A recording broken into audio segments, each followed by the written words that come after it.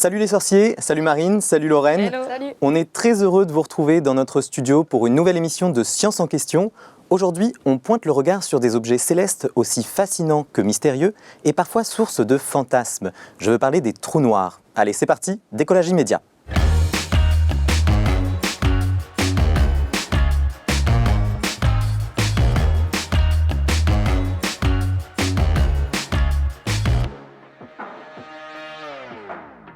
Et pour commencer, regardez ces deux photos. Bon, je sais, vous allez me dire qu'elles sont floues et qu'elles se ressemblent comme deux gouttes d'eau. Pourtant, ces images sont extraordinaires et montrent deux choses bien différentes. Celle-là a été réalisée en 2019. C'est la première image au monde d'un trou noir. Il est gigantesque et il se situe dans une galaxie lointaine, très lointaine, la galaxie Messier 87, d'où son petit nom, M87 étoiles. Cette seconde photo est encore plus récente. Elle date de mai 2022 et c'est la première image du trou noir situé au centre de notre galaxie, la Voie lactée. Alors évidemment, ce trou noir est beaucoup plus proche de la Terre, mais il est aussi beaucoup plus petit que M87 étoile. Et son petit nom à lui, c'est Sagittarius A étoile. Et pour en discuter avec nous aujourd'hui, nous avons le plaisir de recevoir Astrid Lamberts. Bonjour. Bonjour. Alors vous êtes astrophysicienne au CNRS, le Centre national de la recherche scientifique, et vous travaillez à l'Observatoire de la Côte d'Azur. Oui, tout à fait. C'est ça. Et évidemment, je voudrais savoir quelle a été votre réaction au moment où vous avez découvert ces clichés pour la première fois. Moi, j'ai trouvé ça tout simplement très beau, en fait. C'est une image qui est un peu simple, en quelque sorte. C'est un cercle avec de la lumière, mais c'est l'idée qu'on puisse avoir une photo de ce qui se passe tout près d'un trou noir. Pour moi, c'est beau comme une œuvre d'art, presque. Merci en tout cas de nous avoir partagé ça. Vous allez nous en dire un peu plus sur les trous noirs tout à l'heure, mais avant, on va tester les connaissances des passants dans la rue. C'est l'heure du mot mystère.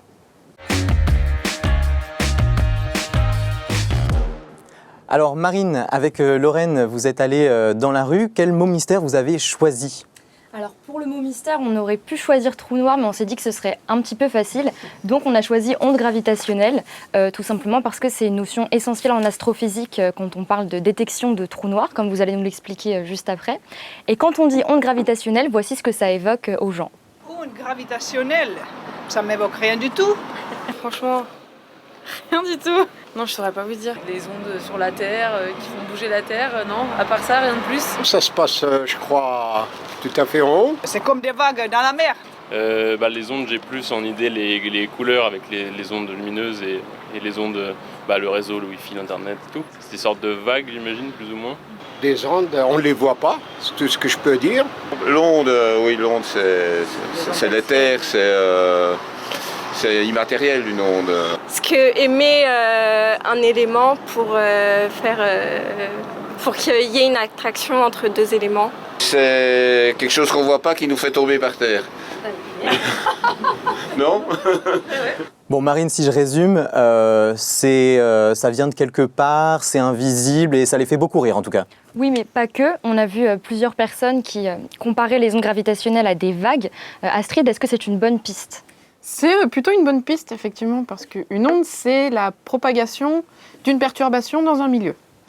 Et c'est une propagation qui se fait sans déplacer de la matière. Donc, par exemple, les vagues sur la mer, l'eau, elle ne s'approche pas infiniment vers la plage, c'est tout simplement l'eau qui se déplace. Et une onde gravitationnelle, c'est la déformation, cette fois-ci, de l'espace-temps. Alors, l'espace-temps, c'est un mot un peu compliqué pour, en fait, une description mathématique de l'espace dans lequel on vit. Et quand on fait bouger fortement une masse à une vitesse rapide, on peut créer des ondes dans cet espace-temps qui sont en fait des ondes gravitationnelles. Donc il y a pas mal de vrai dans ce que les gens ont dit en fait. Pour parler de l'espace-temps, est-ce qu'on peut utiliser une image comme un tissu qui se déformerait, c'est ça ? Oui. Ça fonctionne ça ? Oui, absolument. Quand on parle de l'espace-temps, c'est comme un tissu. Et si vous avez par exemple un tissu tendu, une toile tendue, vous mettez une grosse boule au milieu, ça va le tendre et si ensuite vous lancez un autre objet, il va tourner pour finalement venir s'écraser un peu au milieu. Et la description de l'espace-temps, ça correspond donc pas mal. Donc c'est ça les déformations de l'espace-temps. Okay. Oui.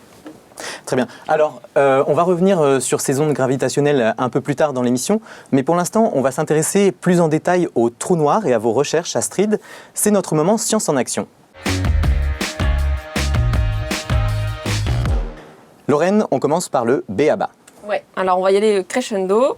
Trou noir, c'était pas le mot mystère, mais je pense que pour vous et pour nous, en tout cas, ça reste assez flou. Est-ce que, Astrid, vous pouvez nous expliquer qu'est-ce que c'est un trou noir? Alors, la première définition en fait, d'un trou noir, on peut même la trouver dans la physique complètement classique, on n'a pas besoin de relativité, rien du tout. Un trou noir, c'est un objet dont la lumière ne peut pas s'échapper.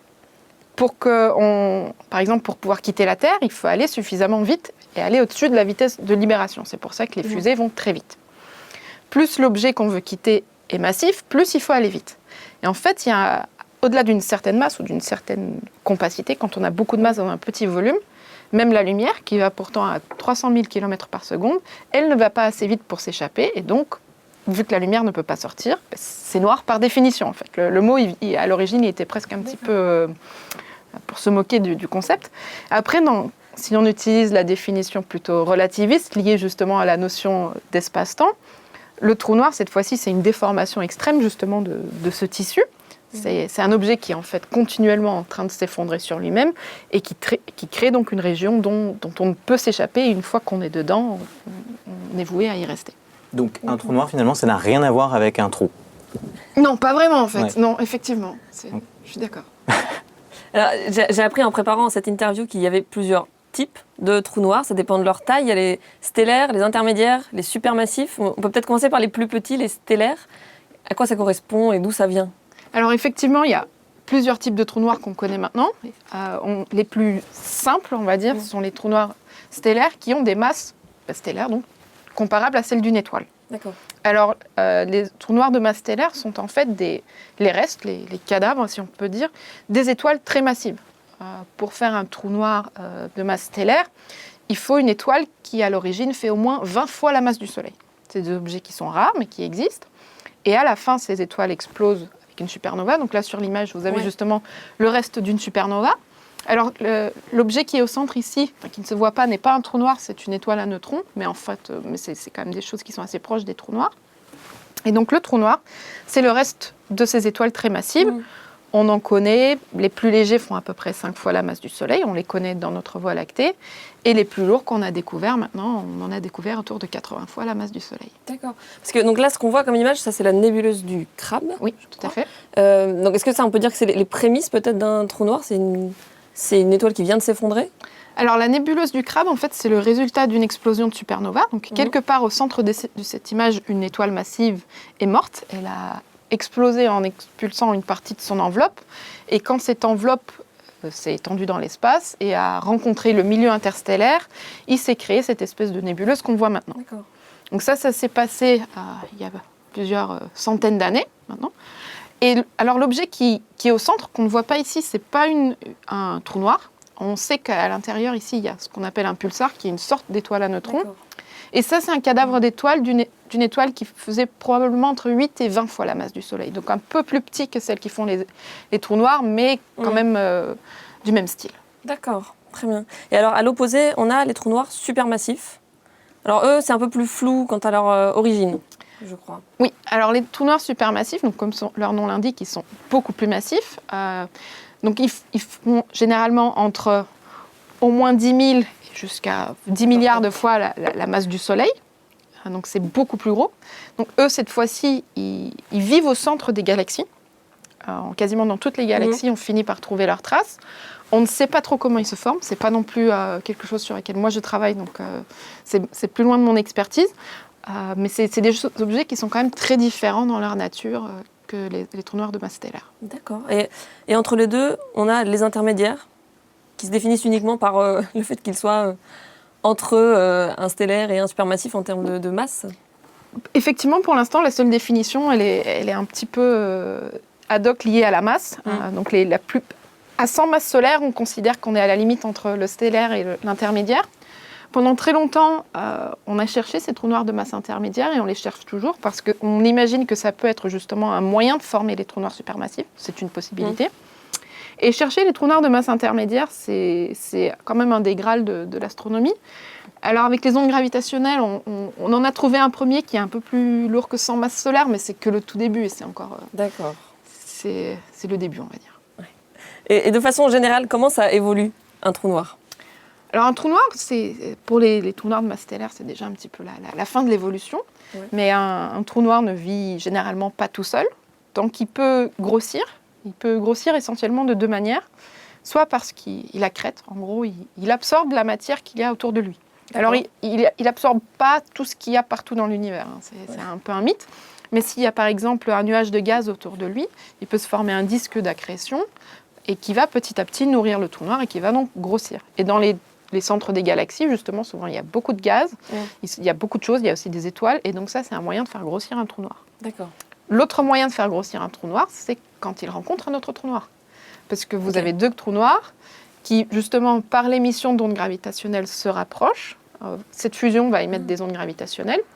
Et évidemment, le trou noir qui reste, c'est presque la somme de la masse des deux premiers trous noirs. Alors forcément, vous avez un trou noir qui a disparu. Donc vous avez perdu un trou noir, mais au final, le trou noir qui vous reste, il est bien plus gros que celui d'avant. Donc ça, c'est les deux choses qui peuvent arriver à des trous noirs. Ok, très bien. Eh ben, ça tombe bien, l'image est juste là, de Sagittarius A étoile. C'est l'image que nous a montrée Jean plus tôt, le trou noir qui est au centre de notre galaxie. C'est la première fois qu'on prend la photo d'un trou noir si proche de nous. Alors quand je dis proche, je crois que c'est assez relatif. Il est à quelle distance de nous? Alors dans les unités qu'on peut peut-être comprendre un petit peu, c'est 25 000 années-lumière. Donc effectivement, si on voyageait à la vitesse de la lumière, il nous faudrait 25 000 ans pour y arriver. Alors, vous parlez d'année-lumière, rappelez-nous une année-lumière, c'est quoi? Comment... Donc l'année-lumière, c'est le temps qu'il faut à la lumière. C'est la distance que la lumière peut parcourir si elle voyage pendant un an. Parce que là, on connaît la vitesse de la lumière, 300 000 km par seconde. Si on fait ça pendant un an, on a fait un trajet de une année-lumière. Ok, donc si je comprends bien, quand on regarde un objet lointain, plus on regarde loin, plus on regarde dans le passé? Exactement. Effectivement, l'image de ce trou noir, c'est le trou noir tel qu'il était il y a 25 000 ans. Okay. C'est pas tout à fait celle de 2000. Et d'ailleurs, concrètement, là, ce qu'on voit, parce que vous nous avez dit plutôt que la lumière, même la lumière ne pouvait pas s'en échapper, là, du coup, à quoi ça correspond, cette lumière qu'on voit sur l'image? Alors, la lumière qu'on voit sur l'image, c'est effectivement pas celle qui sort du trou noir, parce qu'on ne peut pas, mais c'est celle qui est juste au bord, au niveau de l'horizon, qui est justement la surface qui définit le point de non-retour, en quelque sorte. Et donc, un trou noir, c'est justement une déformation extrême de l'espace-temps. Si on revient à l'image du tissu, que vous mettez une boule de pétanque au milieu, il y a un moment, si vous faites tourner une petite bille, elle va tomber dedans. Et là, ce qu'on voit justement, c'est la déformation de la lumière qui vient de derrière et d'autour, à cause de ce trou noir. D'accord. Et donc, ce que vous voyez, en fait, les zones, par exemple, sombres, c'est l'ombre du trou noir, en quelque sorte. D'accord. Alors, peut-être une dernière question avant de passer à la suite. Celui-là, on peut parler d'un trou noir supermassif? Oui, absolument. Alors, il est plutôt léger pour un trou noir supermassif. Je pense qu'il fait environ 1 million de fois la masse du Soleil. Il est un peu léger en comparaison de la taille de notre galaxie, mais c'est clairement un trou noir supermassif. Oui. D'accord. Bon. Merci Astrid pour cet éclairage sur les trous noirs. Avant de continuer notre discussion, on retourne voir le public. Cette fois, Lorraine et Marine, vous avez recueilli les réactions à propos des trous noirs de nos passants. On regarde ce qu'ils ont répondu. Le trou noir, c'est dangereux, ça. Il peut avaler la Terre. Il aspire comme un œuf. Oh, les trous noirs, c'est beau, en vrai, c'est intéressant. Ça me fait peur. Moi, de manière générale, l'univers, les grandes choses, ça fait un peu peur. Donc là, trou noir, ça fait un peu peur. C'est quelque chose qui attire, c'est une grande masse qui attire plein d'éléments et la lumière passe pas à travers. Ça paraît un peu bizarre parce que c'est quelque chose qui aspire la matière et après on sait pas trop ce qu'elle devient. Et je sais pas si on a que dans notre système solaire ou si on a aussi dans d'autres. On peut tomber dedans. J'en sais rien. On disparaît, on est absorbé par le trou, j'imagine. Nous mener dans une autre galaxie, j'en sais rien. Alors je pense qu'on ne traverse pas l'espace-temps, contrairement à ce qu'on pense, mais je pense qu'on meurt écrasé très violemment. Alors, je vois pas trop comment on pourrait voyager à travers un trou noir, je vois pas où ça mènerait. J'imagine qu'on peut pas aller voir à l'œil nu. C'est plus lumineux que ce que je pensais finalement, mais je pense que c'est tout ce qu'il y a autour qui est lumineux. Mais bon, tout ça est trop... Il y a des choses plus importantes sur Terre, je crois, qu'aller chercher un trou noir. Mais bon, ça c'est une opinion personnelle. Alors on se rend compte que les trous noirs sont assez troublants pour les gens. Certains sont perplexes, d'autres apeurés. Et puis il y a ceux qui pensent qu'on ne devrait même pas s'y intéresser, Lorraine. Oui, je voudrais savoir, Astrid, pour répondre tout de suite au dernier monsieur qu'on a entendu, à quoi ça sert en quelques mots d'étudier les trous noirs? Alors effectivement, pour le commun des mortels, le trou noir ne sert pas à grand-chose. On peut déjà expliquer aux gens que non, un trou noir ne va pas nous avaler. C'est déjà bien de ne pas avoir peur. Par contre, de manière générale, toutes les techniques que les scientifiques et les astrophysiciens développent pour comprendre, étudier ces objets, finissent très souvent par se retrouver dans la vie courante. Et par exemple, les appareils photo que vous avez tous dans votre téléphone, à l'origine, la technologie a été développée pour les grands télescopes. Et donc, si ces projets technologiques n'avaient pas été faits parce que les astrophysiciens voulaient avoir de belles images, vous n'aurez probablement pas d'appareil photo dans votre téléphone. Donc c'est pour tout ça aussi que ça a de l'intérêt de faire ça. Et ça nous donne aussi des informations sur la formation de nos galaxies ou sur comment se comporte l'univers? Absolument. Après, pour moi, étudier les trous noirs, c'est un moyen d'étudier l'univers, comment il évolue, comment notre planète a pu éventuellement se former, pourquoi nous on est arrivés là. Évidemment, c'est des questions fondamentales qu'il est important de comprendre. Alors, vous disiez, pour rassurer les gens, qu'on n'était pas sur le point de se faire aspirer par des ogres cosmiques. On a combien de temps de répit devant nous, à peu près? Des centaines, des milliers, des milliards d'années?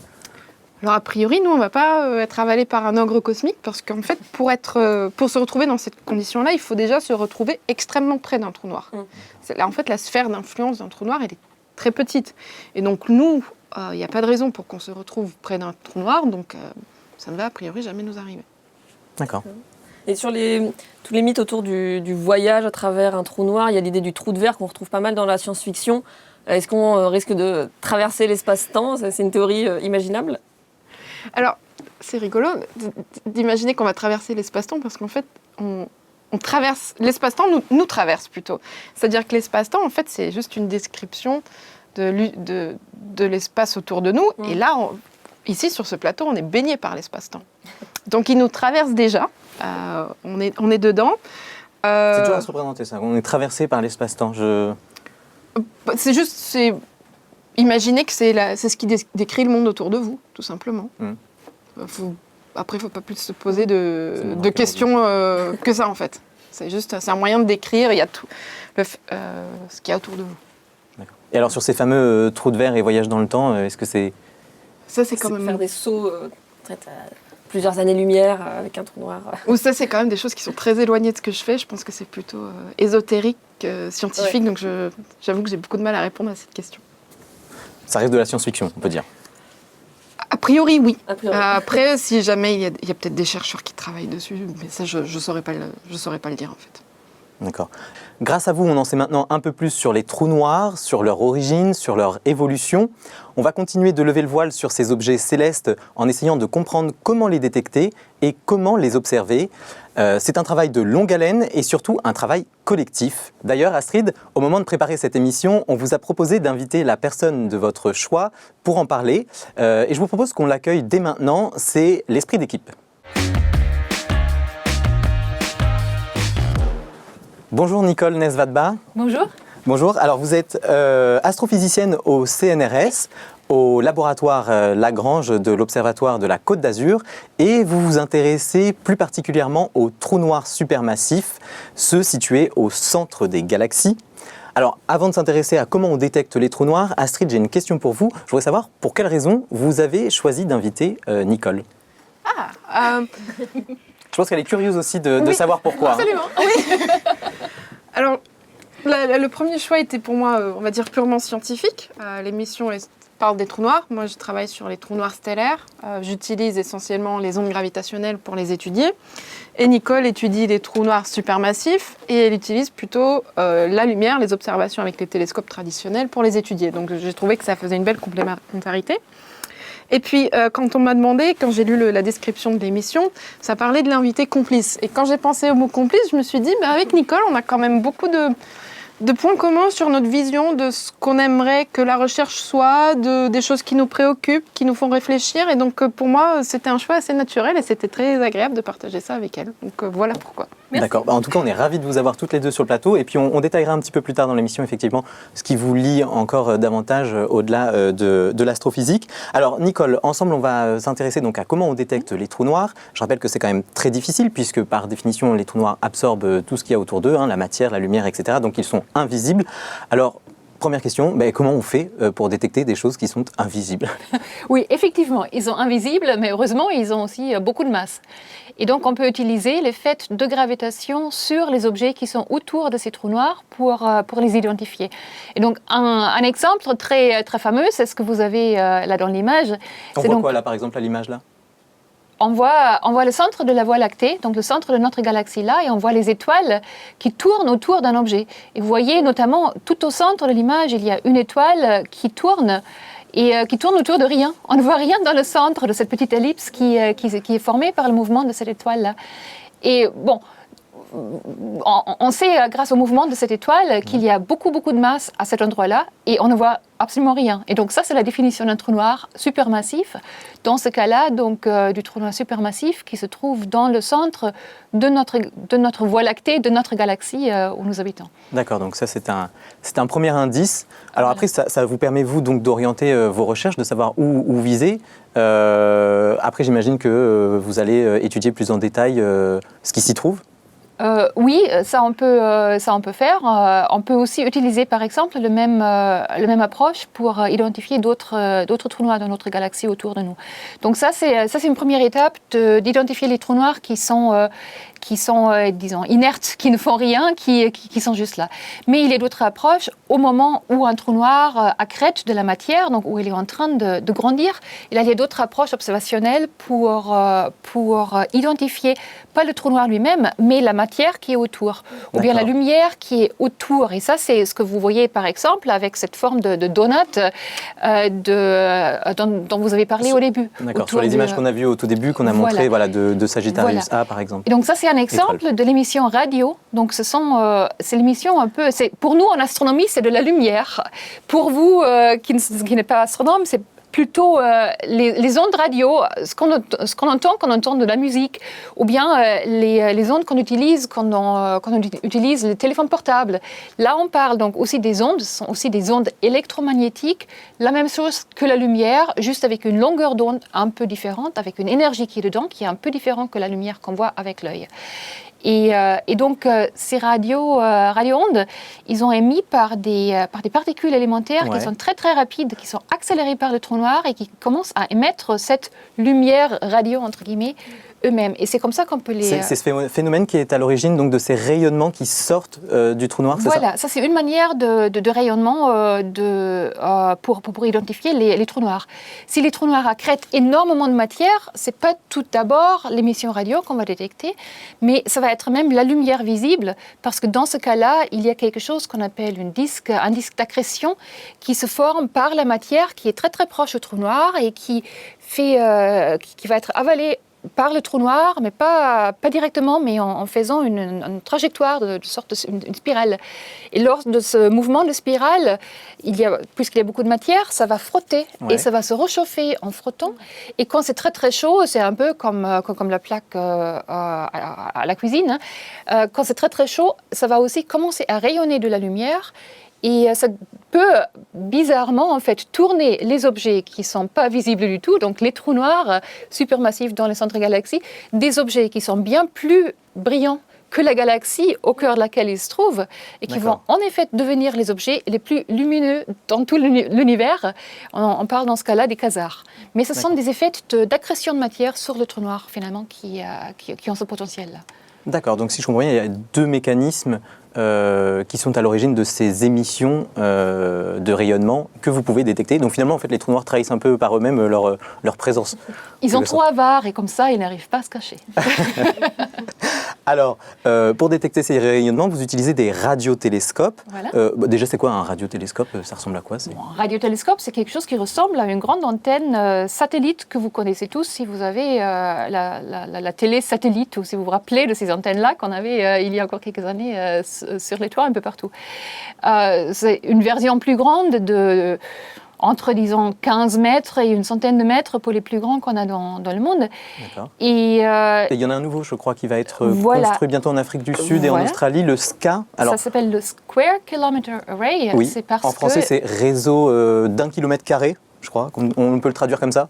Personne ne le fait, mais c'est tout à fait possible. je tente la traduction. C'est trop facile de dire SCA ou SKA en anglais ou bien SCA en français. C'est très facile à utiliser l'acronyme dans ce cas-là. D'accord. Et alors lui, qu'est-ce qu'il va apporter de nouveau pour la détection des trous noirs ? Donc ça, ce sont en effet deux réseaux de radiotélescopes. Donc les radiotélescopes, on les utilise parfois un par un, mais ce qui est beaucoup plus malin, c'est d'en utiliser tout un nombre parce qu'on peut créer tout un réseau de ces télescopes-là. Et avec ce réseau de télescopes, on peut simuler un un seul télescope gigantesque avec une taille qui correspond à la distance entre les deux télescopes qui sont le plus éloignés. L'union fait la force, quoi, en quelque sorte. L'union fait la force parce que comme ça, vous avez plus de surface pour collectionner de la lumière. Donc, vous pouvez observer des objets encore moins brillants. Et en plus, vous pouvez aussi observer, lorsque vous observez avec un télescope très très grand, vous pouvez aussi voir des échelles très très fines. Et ça, on a toujours envie de faire parce que les objets qu'on observe, ils sont très très lointains et on veut voir tout en détail ce qui se passe dedans. Donc, on a toujours besoin de ce qu'on appelle la résolution spatiale des données qu'on utilise. Et donc, si vous avez un réseau de télescopes, c'est moins cher que construire un seul télescope gigantesque, qui techniquement ne serait pas possible. Mais vous pouvez donc avoir le même effet avec quelques petits bémols, mais on peut gérer ça de manière technologique. Voilà. D'accord. Et pour terminer sur le SCA, il verra le jour dans combien de temps ? Le SCA, donc, il commence à être construit maintenant, cette année. Ouais. Normalement, c'est le début de la construction et ça va s'éteindre sur plusieurs années. Donc, on compte que ça va commencer à être utilisable pour les travaux que nous faisons environ 2026 et ça va atteindre sa puissance entière aux alentours de 2030. D'accord. Alors, une autre façon de détecter des trous noirs, c'est d'utiliser les ondes gravitationnelles. Et cette fois, Astrid, je me tourne vers vous parce que c'est davantage votre rayon, si je peux dire. Alors, pour ça, on utilise un interféromètre. C'est un objet assez monumental. On en trouve en Italie, par exemple, avec Virgo, ou aux États-Unis avec LIGO. Est-ce que vous pouvez nous expliquer le principe, comment ça fonctionne ? Alors, pour détecter des ondes gravitationnelles, déjà, ce qui se passe, c'est quand une onde gravitationnelle passe, en fait, elle change la taille entre deux objets, parce qu'elle déforme l'espace-temps. Et donc, concrètement, la règle de 30 cm, elle va grandir un petit peu, réduire, grandir. Mais ce changement, en fait, il est extrêmement petit. Il est de l'ordre du milliardième de milliardième par rapport à la taille initiale. Donc, ça ne se détecte pas comme ça. Et donc, pour pouvoir les détecter, il a fallu trouver des astuces un peu intelligentes. C'est pour ça qu'il a fallu 100 ans entre le moment où Einstein a prédit ces ondes et puis les détections. Et donc, l'astuce, ça a été l'interféromètre. L'idée, c'est que quand vous avez deux ondes qui se croisent, par exemple, quand vous jetez deux cailloux dans l'eau, chaque caillou va créer des petites vagues à la surface de l'eau. Et bien, à l'endroit où ces deux vagues se rencontrent, selon comment ça se rencontre, d'un coup, vous allez créer une très grande vague, et puis d'un coup, au final, la surface de l'eau va à peine bouger parce que ça va monter d'un côté et descendre de l'autre. Et donc, c'est ce principe-là, en fait, qui nous permet de détecter ces changements de taille très petits, parce qu'on va utiliser la longueur d'onde de la lumière comme étalon, comme mètre, en fait. Et donc, on fait ça avec un interféromètre. Donc, vous avez un schéma ici. Qu'est-ce qu'on voit là, par exemple, à l'image ? Vous pouvez nous décrire un peu ce qu'on... Donc, vous avez une source laser, qui est en fait le tube blanc, cette source laser va être divisée en deux morceaux, avec le cercle que vous voyez au milieu, et vous avez une partie du faisceau qui part dans un tunnel, et puis l'autre partie qui part dans un autre tunnel perpendiculaire. C'est un tunnel pour Virgo qui fait 3 km de long, pour les détecteurs américains, il fait 4 km. Donc ce faisceau va faire plusieurs allers-retours dans le tunnel, et en fait, les faisceaux vont se retrouver au milieu, sur la plaque, justement, et c'est là où on va voir si, justement, les deux vagues se rencontrent pour monter ensemble, ou si, justement, elles se détruisent. Et si justement cette façon de se retrouver change au fil du temps, on peut se dire « Ah, mais la lumière a mis plus de temps à parcourir un côté du tunnel que l'autre, et peut-être qu'une onde gravitationnelle est passée. » D'accord. Et c'est comme ça qu'on fonctionne. Et alors, je crois savoir que vous utilisez plusieurs interféromètres en même temps. Pourquoi on en utilise plusieurs ? Alors, pour nous, avoir plusieurs interféromètres, plusieurs détecteurs, c'est un moyen de vérifier notre mesure, tout d'abord. Parce que ces objets détectent donc des changements de taille très petits. Et malheureusement, les événements cosmiques qu'on a, quand ils arrivent sur Terre, leur impact est faible et ils peuvent être noyés dans du bruit. Et quand vous avez un camion qui passe à côté de notre interféromètre, il va faire beaucoup plus bouger l'interféromètre qu'une coalescence de trous noirs au bout de l'univers. Et donc le fait d'avoir un réseau nous permet déjà de vérifier ce qu'on a fait. Parce que si 3 détecteurs en même temps détectent la même chose, c'est pas 3 fois le même camion qui est passé à 3 endroits différents de la planète. Voilà, vous avez découvert un autre phénomène qu'on ne connaît pas encore et Exactement. Ce serait tout aussi intéressant. Voilà, donc déjà c'est un aspect purement vérification parce qu'on était quand même, maintenant on est un petit peu rodé, mais au tout début on était quand même sur vraiment le principe découverte fondamentale, donc il faut être très certain de ce qu'on fait. Et puis le fait d'avoir un réseau, ça nous permet d'avoir une idée de l'endroit d'où vient le signal parce qu'un interféromètre pour les ondes gravitationnelles reçoit tout simplement tout ce qui vient du ciel. D'accord. Et c'est un peu comme nos oreilles. Quand vous êtes dans la rue, vous entendez la sirène de pompier, vous ne savez pas où est le camion de pompier. Ou vous avez une vague idée que c'est par là.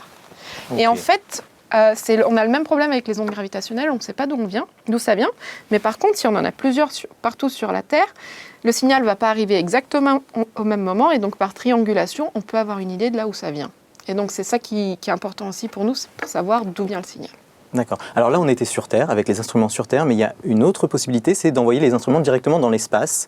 Et ça, c'est la mission LISA. Est-ce que vous pouvez nous expliquer le concept, Astrid ? Alors, effectivement, on espère détecter des ondes gravitationnelles dans l'espace. Donc, c'est toujours le même principe, l'idée de détecter des tout petits changements de distance. Et en fait, ce qui nous limite un peu, c'est la taille de ces tunnels, la taille de ces lasers. Et on voudrait des plus longs. Sauf que faire un tunnel d'1 million de kilomètres sur Terre, c'est pas possible. Donc, on a eu l'idée d'un satellite, où justement, c'est même 3 satellites en même temps, comme vous voyez ici, qui volent en formation et qui sont reliés entre eux juste par une connexion laser. Donc, les satellites ne se touchent pas, ils sont à environ 1 million de kilomètres l'un d'eux, les uns des autres. Et donc, ça, c'est la constellation LISA. Donc, c'est un projet de l'Agence spatiale européenne, l'ESA. On espère qu'il sera adopté l'année prochaine et donc que ce projet va se concrétiser. Et le lancement, ce serait prévu pour la fin des années 2030. D'accord, bon, ça a l'air très simple à réaliser, là, comme ça, en plus expliqué comme ça, vraiment évident. Nicole, qu'est-ce que ça pourrait nous apprendre et comment vous pourriez, vous, l'utiliser pour vos recherches ? Oui, précisément, parce que l'intérêt pour nous, c'est d'avoir de pouvoir observer des ondes gravitationnelles qui ont une fréquence un peu plus basse que celle qu'observe Astrid avec les trous noirs stellaires, qu'elle peut aussi observer depuis la Terre. Donc c'est pour ça qu'il faut cette énorme taille de l'interféromètre, de l'instrument, et c'est pour ça qu'il faut aller dans l'espace. Cependant, ce qu'on pourra faire, donc pour nous qui s'intéressent pour les trous noirs de très haute masse, donc les trous noirs supermassifs dans les galaxies, on pourra détecter les fusions de ces trous noirs-là. Ça, c'est un thème très, très énigmatique pour l'instant, parce qu'on sait qu'il y a des trous noirs très, très massifs jusqu'au début de l'univers, quelques centaines de millions d'années après le Big Bang. Il y avait déjà des trous noirs très, très, très massifs. On ne sait pas d'où ils sont venus, ça c'est un mystère absolu. Et en plus, on s'attend normalement à trouver beaucoup de fusions de trous noirs, parce qu'on sait qu'il y a beaucoup de fusions des galaxies, et les trous noirs sont des galaxies. Et lorsqu'il y a une fusion de 2 galaxies, donc il devrait y avoir une fusion de 2 trous noirs qui devrait l'accompagner ou venir un peu plus tard. Cependant, on ne les observe pas. Même dans des fusions galaxies, normalement, on observe un noyau actif, donc un trou noir qui est en train d'accréter.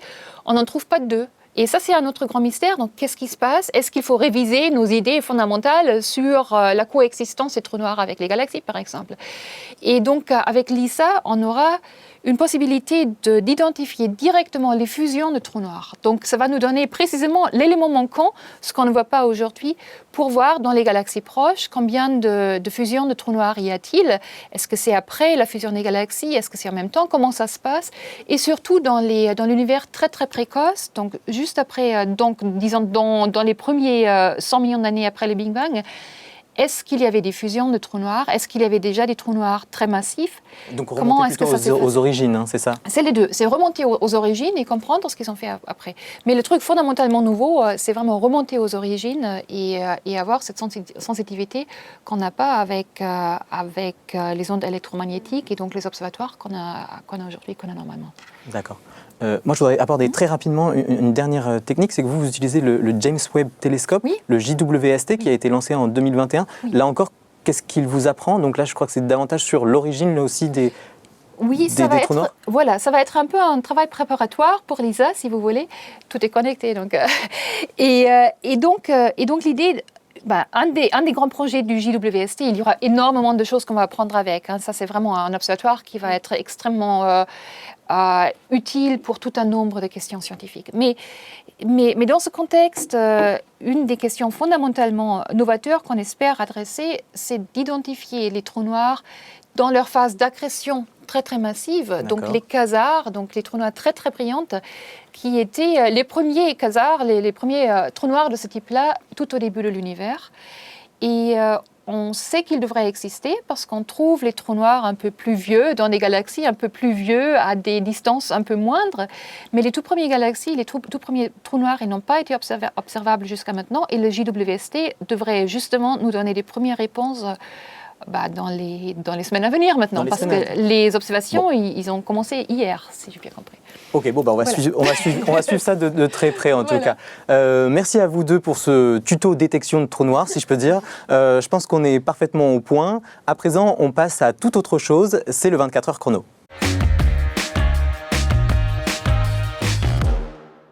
Alors Marine, tu vas nous révéler les coulisses du métier d'Astrid et Nicole, c'est bien ça? Tout à fait. Alors vous êtes astrophysicienne, mais nous on aimerait bien savoir ce que ça fait concrètement une astrophysicienne. Donc avec Lorraine, on est allé dans la rue pour demander aux gens ce que leur évoquait le métier. Et donc voyons un peu ce que les gens nous ont répondu. Une astrophysicienne, elle étudie l'astronomie. Bon, elle va chercher les nouvelles étoiles. Elle étudie tout ce qui se passe dans l'univers, tout ce qui se passe hors de la Terre. J'imagine qu'elle peut télétravailler, qu'elle est même obligée de télétravailler parce qu'elle ne peut pas travailler dans les étoiles. Est-ce qu'elle travaille direct là-haut dans un satellite ou une chose, des éléments comme ça, avec Thomas Pesquet peut-être? Ouais, dans un observatoire. Doit y avoir ça au CERN, à la NASA. Dans son petit appart, dans le grenier, avec un gros machin, là, voilà. Des gros ordinateurs, avec des grosses calculettes. Forcément des outils d'observation, j'imagine. Je pense qu'il faut être méticuleux. Parler des langues qu'on ne connaît pas. Je pense qu'il faut être matheux et aimer beaucoup la recherche. Il faut avoir un cerveau de Einstein, voilà. Alors Marine, j'ai quand même l'impression qu'il y a une confusion entre astrophysicienne et astronaute, non? Oui, tout à fait, ça mérite une petite mise au clair.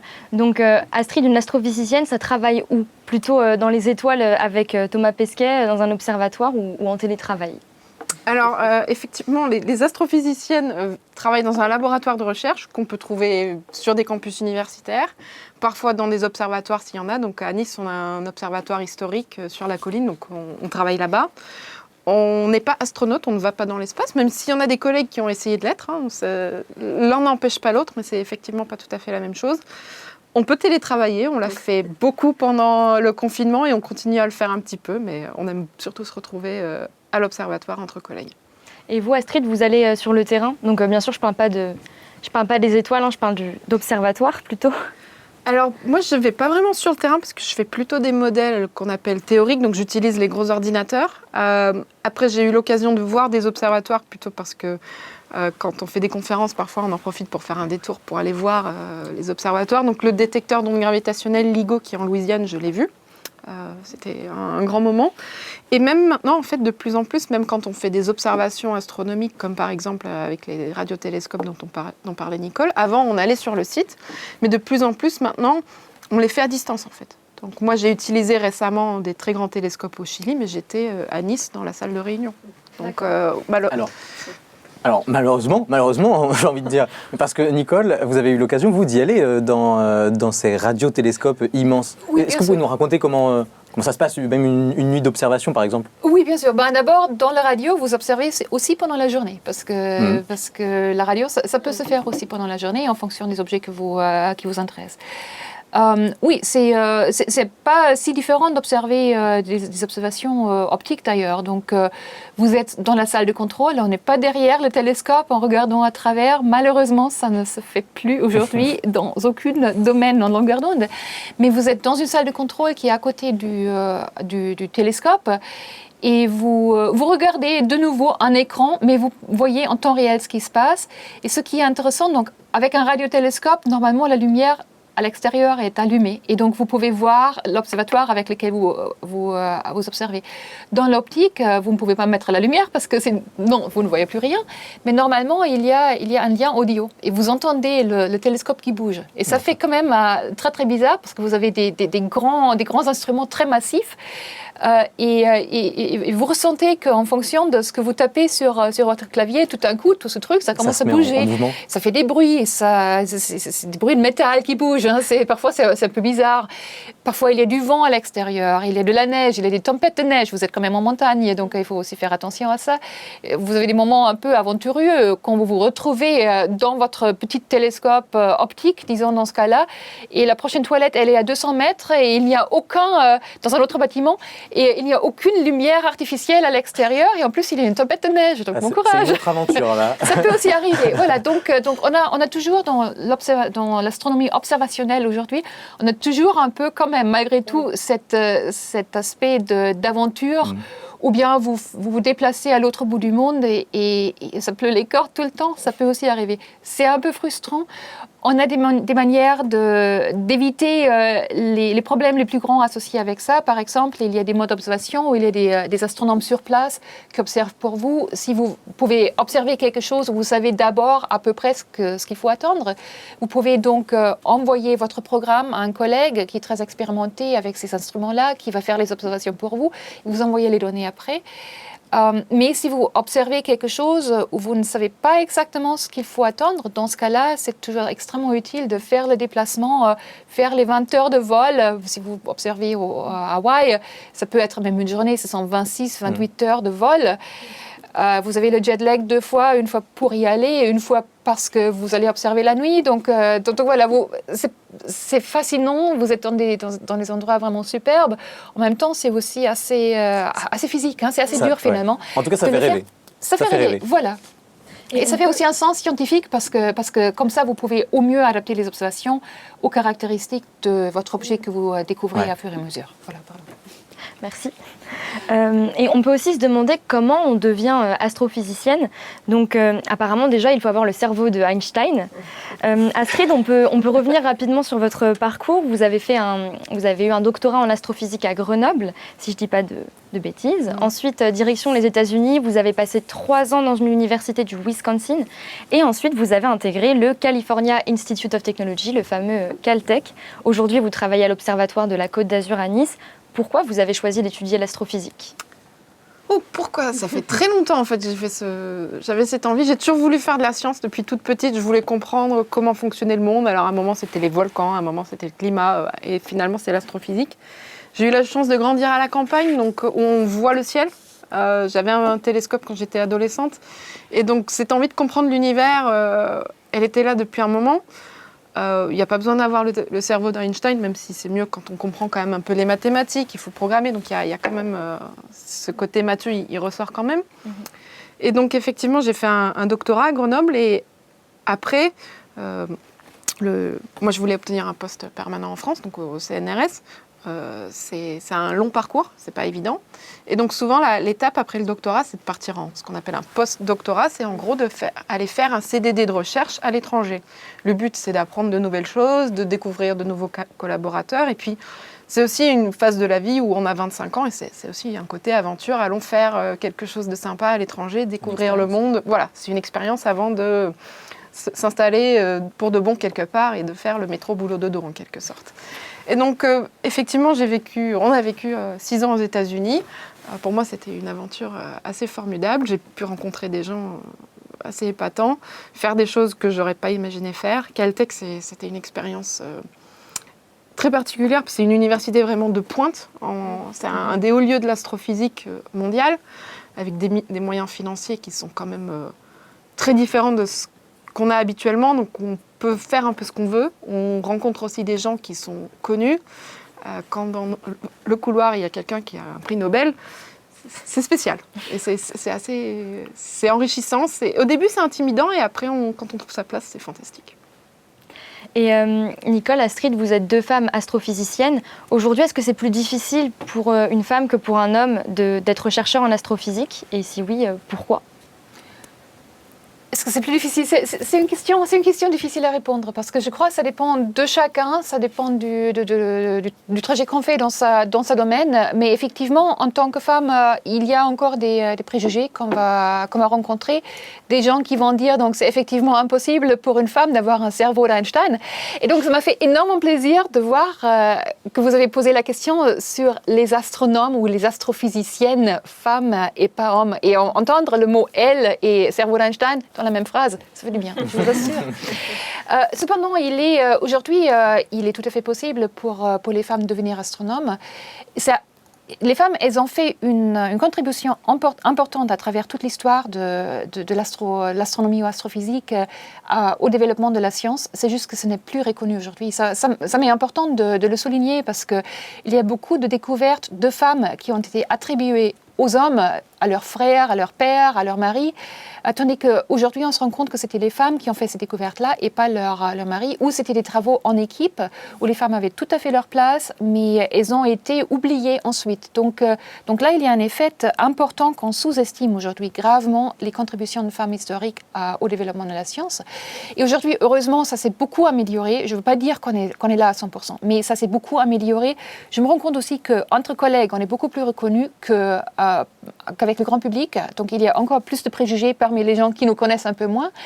Et je veux vraiment souligner que pour chaque fille qui rêve de devenir astronome, il faut y aller, il faut aller jusqu'au bout, il faut l'essayer parce que aujourd'hui, on est vraiment au premier rang. Et un des exemples, vous l'avez montré au début, quand vous m'avez montré le mouvement des étoiles près du centre de la Voie lactée. Parce que ça, c'est un petit vidéo qui a été fait par la première femme qui a reçu le prix Nobel en physique, la première femme astronome qui a reçu le prix Nobel en physique en 2020.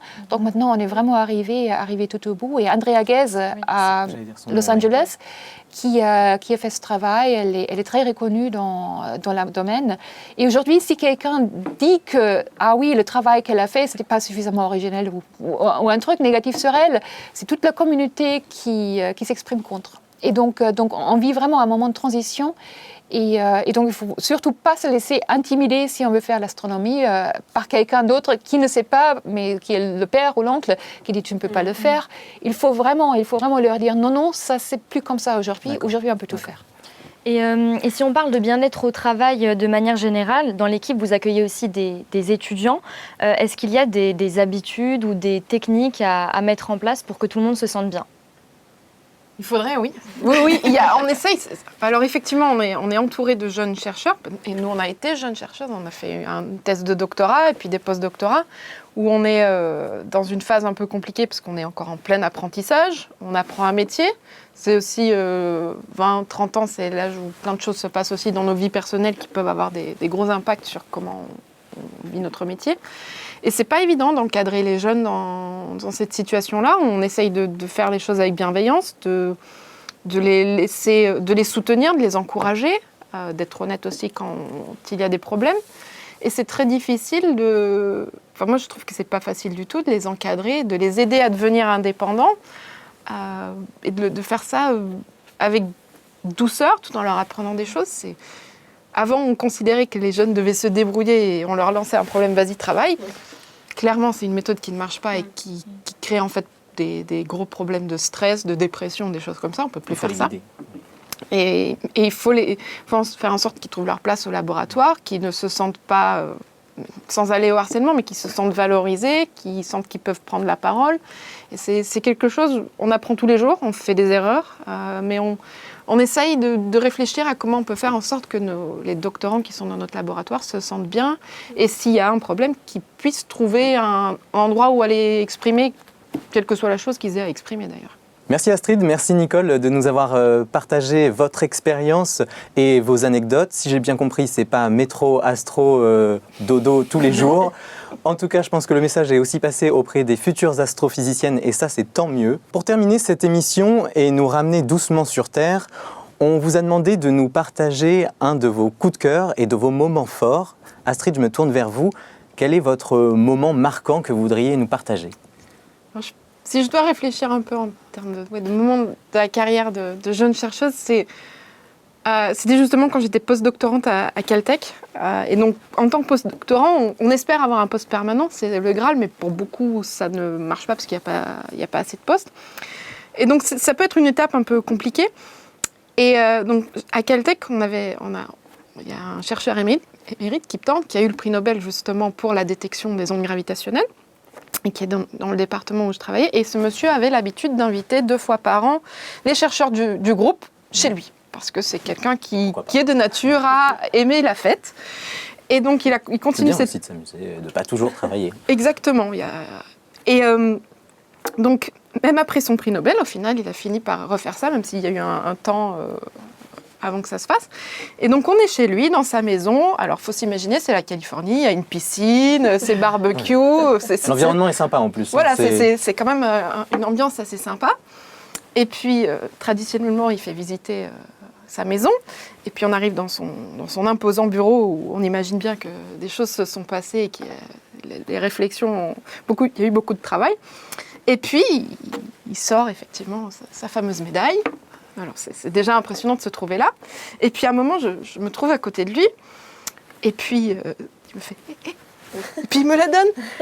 Et il me la donne, mais comme un enfant qui voudrait dire « regarde, j'ai des nouvelles billes. » presque. Mais avec une façon très, très honnête, juste « Regarde, c'est super, vas-y, touche. Ouais. » Et donc, je me suis retrouvée avec cette médaille de prix Nobel dans la main, avec ce grand monsieur à côté de moi, qui est d'ailleurs très sympathique. Et j'avoue que c'est un moment que je réalise toujours pas, en fait. C'est de toucher ça du doigt. Pour moi, oui, c'est un moment qui vaut de l'or, quand même. Bah, j'espère qu'un jour, en tout cas, vous l'aurez autour du cou. Et vous, Nicole, vous avez un moment à nous partager, un moment fort?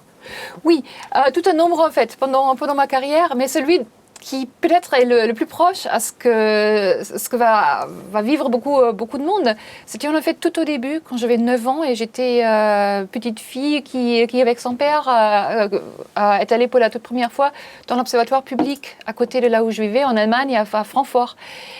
C'est un observatoire public qui est mené par des amateurs, par des gens qui ne sont donc pas des astronomes professionnels, mais qui aiment l'astronomie, qui la font, qui vont dans le pré la nuit quand il fait froid et qui regardent les étoiles avec les moyens qu'ils ont et qui de temps en temps donnent aussi des interventions pour le grand public. Et là, je me rappelle, c'était une intervention sur les météorites. C'est absolument pas mathématique aujourd'hui, mais fait par un chimiste que beaucoup plus tard j'ai connu beaucoup mieux parce que j'ai devenu membre. Mais il avait autant d'enthousiasme pour ce qu'il a présenté pour les météorites, les petits bouts de pierre extraterrestres qu'il nous a montré, pour tout ce qu'il a su là-dessus, qu'il a partagé avec nous. Que pour moi, c'était un moment très, très important. Ça vous a touché. Ça m'a touchée. Et c'était aussi un peu le moment déclencheur où après, je me suis vraiment tournée vers cette carrière de manière plus sérieuse, disons, à l'âge de 9 ans. C'est quand même encore assez flou. Mais pour moi, c'était un peu le moment, c'était un peu le début, disons, de quelque sorte. Et après, j'ai toujours insisté que mon père continue à m'emmener là-bas. Et donc peu à peu, j'ai fait des connaissances là-bas. J'ai connu un peu les gens. Et quand j'avais l'âge pour y aller toute seule, donc j'ai commencé là-bas en tant qu'amateur. Et le lien entre amateur et professionnel en astronomie, c'est quelque chose de très précieux qu'on a toujours aujourd'hui. Parfois, on travaille même, on collabore parfois même sur les projets communs. Donc, dans la radioastronomie, par exemple, on a un projet maintenant de classifier les morphologies des radiogalaxies. Ça se fait par des amateurs, un grand nombre d'amateurs qui font ça en ligne, qui nous aident et qui vont même devenir... La science participative. La science participative et qui apporte vraiment une partie importante à la recherche qu'on fait. Et donc, je crois en astro, on a ce lien très très fortement. Et donc voilà, c'est ce que je voulais souligner. D'accord. Bon, merci à toutes les deux. On arrive à la fin de notre voyage cosmique. Merci Astrid Lamberts, merci Nicole Nesvadba de nous avoir aidés à y voir plus clair sur les trous noirs. On vous souhaite encore plein de belles découvertes et pourquoi pas un prix Nobel. En tout cas, vraiment, on vous le souhaite de tout cœur. Merci à vous d'avoir suivi cette émission de Science en question. On vous dit à très vite pour de nouvelles explorations scientifiques. Et bien sûr, merci à toute l'équipe de l'Esprit Sorcier et aux étudiants de l'Université Paris-Saclay et de l'UIT de Cachan où on tourne ces émissions. Et moi, je vous dis ciao les sorciers.